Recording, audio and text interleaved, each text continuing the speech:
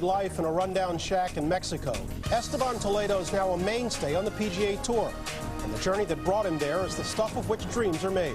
My friends used to tease me a lot, you know, and say, oh yeah, you're not going to be a professional golfer, just your dreams. I mean, just not even try, you're not even, I mean, who's going to help you? That's because he's never won a PGA event and is only 91st on the money list. But the 40-year-old golfer is not your everyday pro. He's a former boxer who's making his mark on the gentleman's sport. Was that an uppercut, Rod? No, I think it was a little left hook. Okay. He's an ex-boxer, so we want to, you know, yes, Mr. Toledo, how you doing, and have a good day. Are you glad you're going toe-to-toe with Esteban on the golf course and not in the ring? I could take him in a ring if you gave me a 2-iron. Toe-to-toe with Tiger, Esteban kept up, sinking a putt on the 5th hole to pull even. If Tiger Woods' success in a sport traditionally composed of privileged white men is ironic, then Esteban Toledo's climb up golf's ladder is even more remarkable, especially considering his story began far from the manicured greens of American country clubs. When I'm playing golf on the PGA Tour, I'm trying to block everything what I went through in my life. Very difficult to do. And when I'm here, this is what I do. I play hard, and the past is gone. Esteban's past is here, in this barrio in Mexicali, Mexico. Mexicali is a dusty, poverty-stricken border town a few hours east of Tijuana. Esteban brought us back to his hometown. A lot of people don't understand what the word poor means. He grew up in this shack that stands about 20 feet from the edge of a busy freeway. Abandoned now, the shack still bears the family name. How many people lived in this house? There were 9 of us, all in the house. How many beds are in the house? I think there were like 3 in the kitchen. So we all stayed together. All 4 brothers. We're in one bed? Yeah. How did you do it? Well, one sleep that way and one across, and then another one, and then 2 across and from each other. 4 of us. Sometimes his father picked rotten fruit out of the trash to feed the children, and Esteban sang on city buses for a few pesos. But life got even worse in Mexicali when one of his older brothers went missing. Esteban was 5 when he found his brother's dog by the river.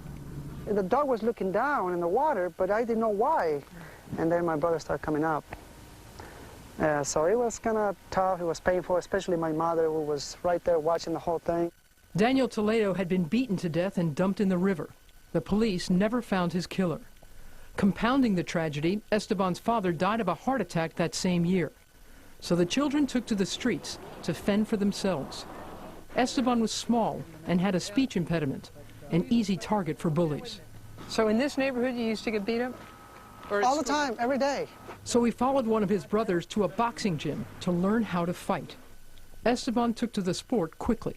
You were going to be a great boxer, huh? Yes. Oh, definitely, no doubt in my mind. What weight class would you have been? Lightweight. Lightweight. Small, skinny guy, fast, angry, hungry. He turned pro as a teenager. He hoped boxing was his way out. But complications from an appendicitis operation derailed his career. Discouraged, he went to work at the Mexicali Country Club, where as a boy he used to fish golf balls out of the river next to the 5th hole. As soon as the members hit it into the water, I just go up there and just hide it. And then after the members left, you're kidding. You know, I go pick him up, and then the next day I sell him back to the members. That's the way I make money.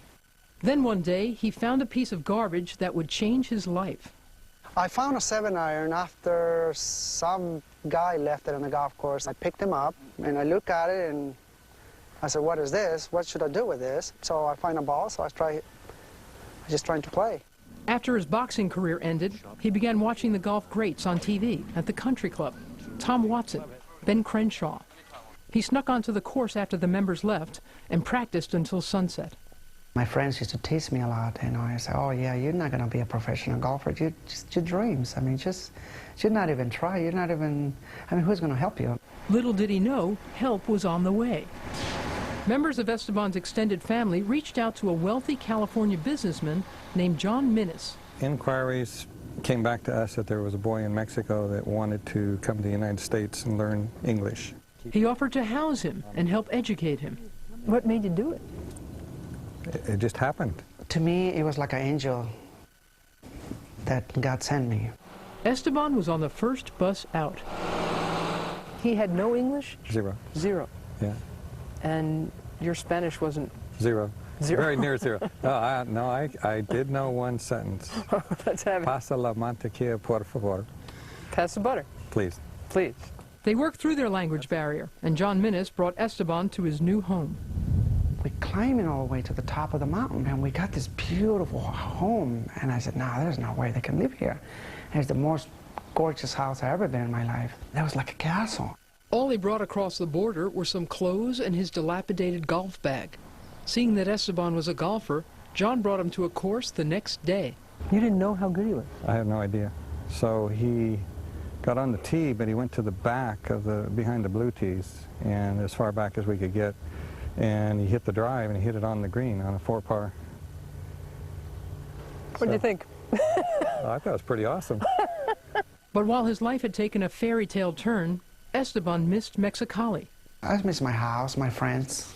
I miss the dirt. You missed that? Yeah. I can see missing family. You missed Mexicali? Yes. He left the Minnises and headed home.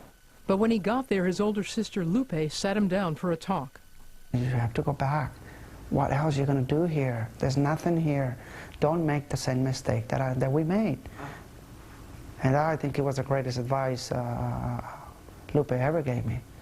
He went back, and with the Minnises' financial support, Esteban joined the mini tour circuit, golf's minor leagues. And every year he'd try to get his PGA Tour card at qualifying school, or Q school. He made it on tour in '94, only to lose his card the next year. How many times did Esteban try to get his tour card? I think we were 12 times to Q school. Tough going. Esteban thought about quitting, but then in 1997, on the 18th hole at Q school, I knew I had to make the shot, or get it close to have a chance. I back out 3 times. I hit it, I hit a flop shot. It landed almost on the green, and it rolled right into the hole.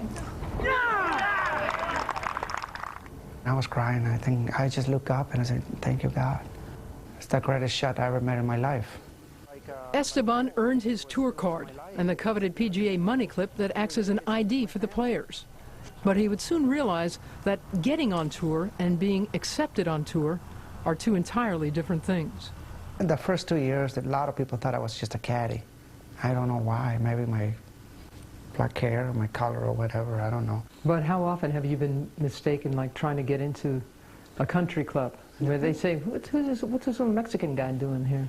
It was in '98 at Valencia Country Club, and the security guy asked me to leave because there was only players go through there. And I was very upset. I almost told the policeman, I said, you know what? I'm a golf professional. Here's my money clip. You know, I wish I can find you up on the street and knock you out, you know? But success is the best revenge. He's been a fixture on the PGA Tour for 5 years now. And back at this year's Buick Open, Esteban and Tiger went shot for shot. National television, Tiger Woods. I didn't care who it was. I had one enemy in front of me. That was a golf course. But Esteban stumbled on the back 9, bogeying the 13th. He finished tied for 2nd, earning over $210,000. A far cry from the pesos he made as a child in the barrio. He can afford a much different lifestyle now. He's made almost $3 million on tour. He lives in a gated community in Irvine, California, with his wife Colleen and 2 children. Despite his surroundings, his past is never too far from his mind. Hey, you want to know how I used to fish those balls in the pond? Watch.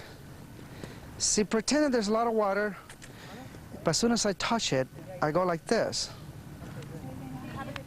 and gets it.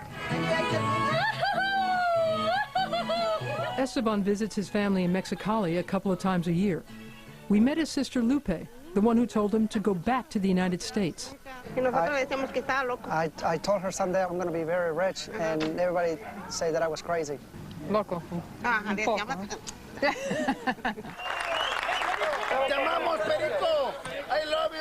Esteban's a local hero to many here.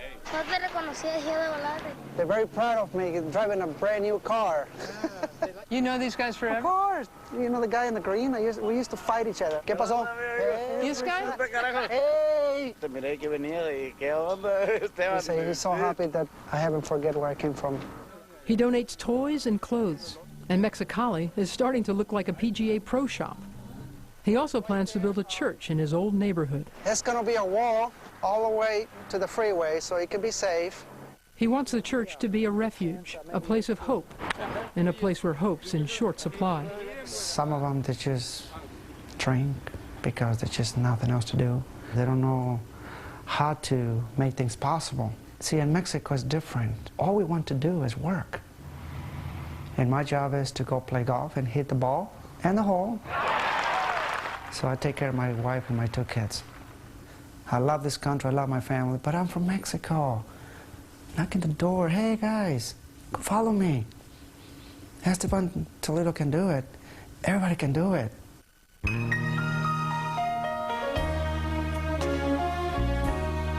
Mary, people have this idea that the life of a PGA pro is glamorous, and it is for the Tiger Woods and Phil Mickelsons of the world, but not for Esteban Toledo.